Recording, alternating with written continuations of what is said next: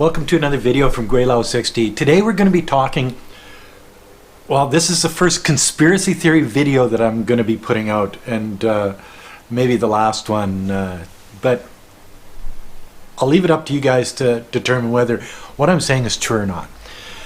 Anyway, the United States and their tariffs, and yes, I'm back on this, United States and tariffs, and it's probably because I'm drinking BC wine. Yes, I am. I'm back on the wine. It's not my fault. They don't have any Yap brandy. They don't have any Chinese Tsingtao Pijiu or Li Qian Pijiu, Harbin Pijiu. None of that stuff here. So I have to take what they have at the store. Anyway, conspiracy theories. Okay, let's walk into this a little. The United States has been putting tariffs, just put $34 billion worth of tariffs against China. And of course, China retaliated with $34 billion worth of tariffs against US goods going into China. Okay, well, you think it's a trade war. Well, that would be true. But the Americans, or Trumponomics, whatever you want to call it, is putting tariffs against Canada and Mexico. So when you're putting tariffs against China, what you're doing is you're putting up a wall along the Pacific coast to keep that away. How do I put that? Okay, you're isolating yourself. The Americans, I believe, are isolating themselves. Why? Well, we'll get to that in a minute. Okay, so the tariffs against China, and it's 34 billion now, but they say that there's going to be another 15 billion come up to make it to 50 billion. And if the Chinese retaliate, that's going to go up to 450 billion or 500 billion in tariffs against Chinese goods coming into the United States. Okay, well, that's just against China, as I say. Well, that's true. Okay, but now they've got tariffs against Canada. And starting a little trade war, because when they put tariffs against Canada, Canada retaliated and put $16 billion, or that's in Canadian money, because Canadian money is small, about $12 billion in tariffs in US cash against American goods coming into Canada. So now there's a wall going into the States from the Pacific side and from the North side. And yes, the other half of NAFTA, or the other third of NAFTA, is Mexico. And tariffs dealing with Mexico. So now you've got a wall on the southern side. So you've got one on the Pacific side, one on the northern side, and one on the southern side of the United States. Auto tariffs and tariffs against the European Union. You got it. Now you got a wall dealing with the Atlantic Ocean. So the United States is in fact isolating themselves at this point economically from the rest of the world. Why would they do that? It's going to make it less jobs. Things are going to be more expensive. The standard of living in the United States is going to definitely go down, because as things get more expensive and jobs are lost because you're not exporting all of that to the rest of the world, then the standard of living goes down, and that's just the way it is. Why would they do this? Well, that's the question. Why would the American government do that in a time when unemployment is at a historic low, 3.8%?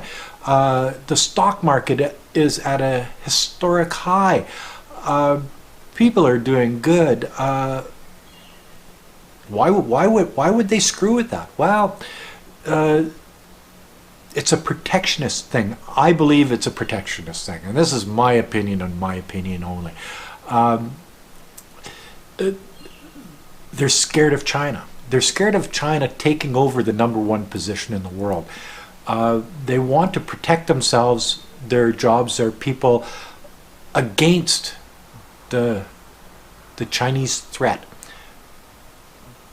But okay, if it's just against the Chinese threat, Why would they alienate the Canadians, the Mexicans, the European Union? Why would the Americans alienate all of their allies, I guess is what you would call us, because throughout history and wars and stuff, we've always been allies.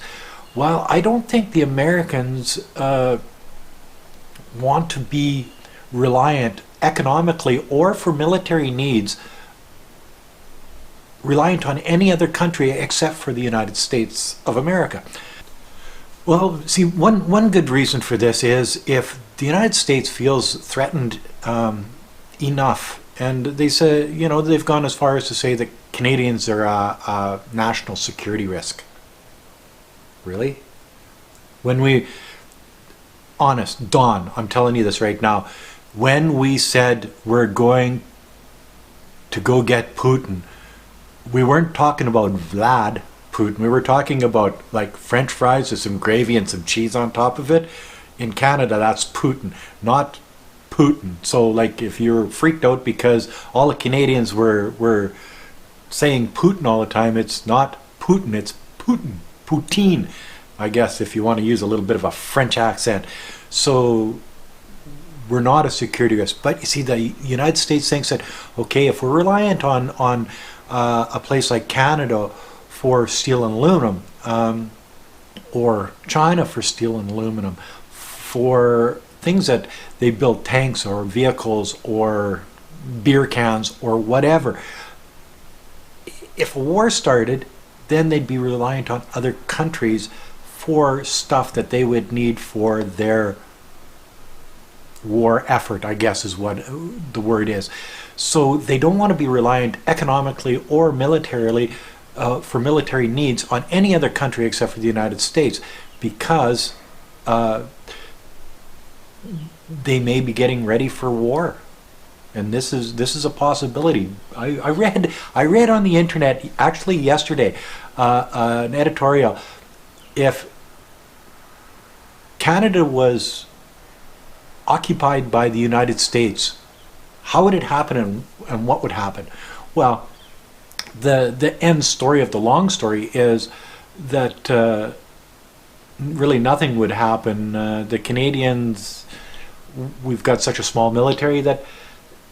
And you see, the United States as being the big brother or the protector of North America or Canada forever type thing.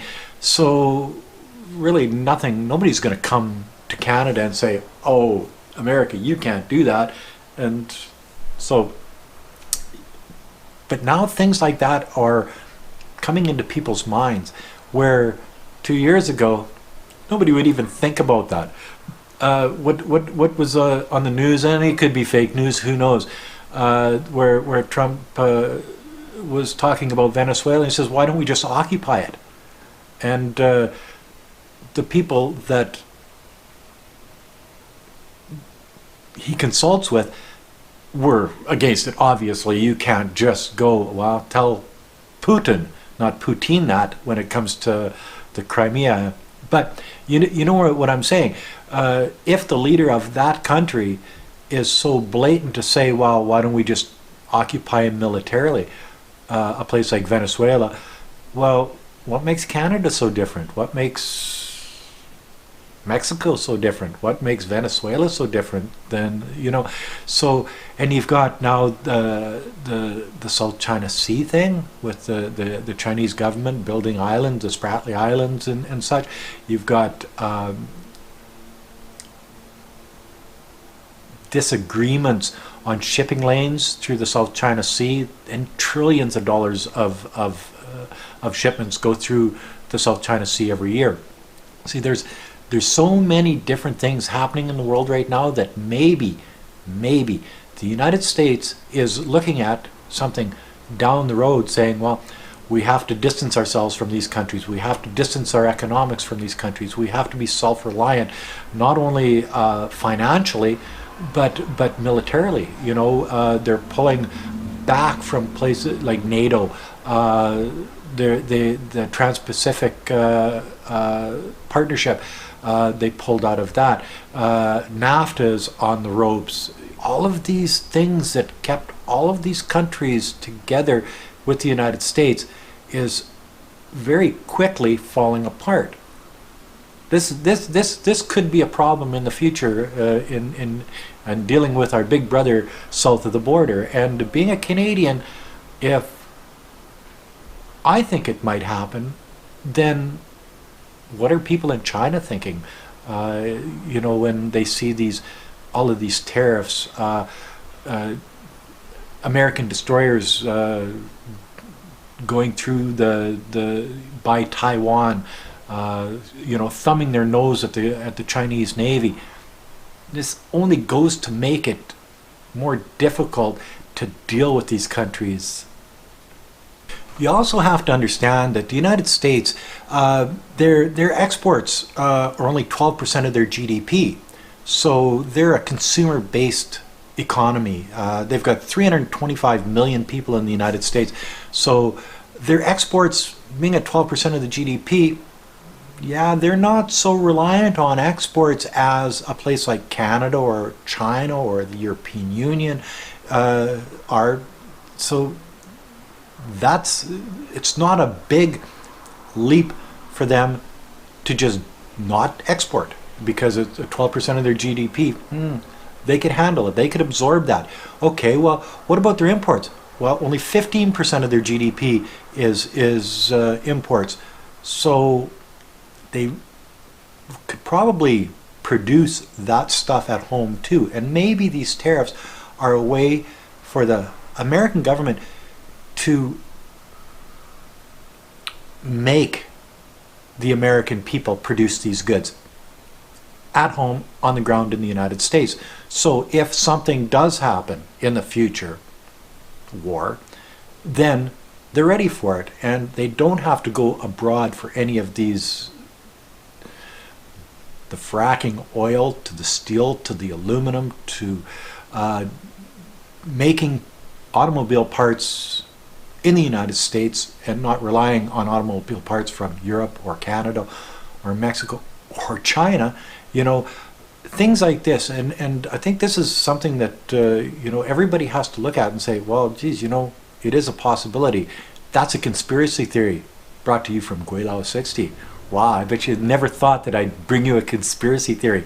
Well, anyway, yes, that's my conspiracy theory, dealing with how the Americans are acting at this particular time in history, and whether it's anybody out there that's watched cartoons from the olden days, Inky and the Brain. See, there are two mice. The Brain was the little short one with a big head, and Inky was a tall, skinny, dumb one. And the Brain was always trying to take over the world. You see, I attribute Donald Trump to the Brain, and Inky is, of course, Pence. If Trudeau was an American, he could be Inky, because he's never been the Brain. After the United States has basically cut trade with China, cut trade with the European Union, Mexico, Canada, and whoever else they're deciding to cut trade with, they will be isolated, and things will be more expensive in the United States than they have been in the past. But what that really does is turns the United States into Fortress America, where they are ready if something happens, or knowing the States, they can be the aggressor in military conflicts. We've seen this in the past. Once they become Fortress America, then how do we deal with them? Being the longest land border between Canada and the United States in the world, how does that make me feel as a Canadian? Well, not good, not 100% safe. Do I think that we are in jeopardy because the States is our neighbor? No, I don't. I think that places like China have more of a worry if the United States actually does isolate themselves and turns into a Fortress America than a place like Canada. But we will be pulled along, because as our economies are hooked at the hip, Most of our exports go to the United States. Most of our imports come from the United States. We speak the same language. We have the same type of government. We basically are the same. Yes, we will be pulled along with them. And is this a good thing? Now, being a Canadian, I don't think so, because one thing that we do different is we think differently. Canada is more of a socialist country, and I think it's because our low population and such. But if push comes to shove and this conspiracy theory turns out to be the truth, yes, it's going to be rough on Canada too. Anyway, that's my conspiracy theory. If you like this video, as always, like, comment, subscribe, push that share button, and thanks for watching. Oh, and I'm pretty sure that this one's going to get lots of comments. Remember, keep it clean, guys, because if you don't, I will delete it. And when I delete somebody from the channel, they're deleted forever. I put down delete this person from this channel forever, so you can never post again. So keep it clean. Thanks for watching. Bye now.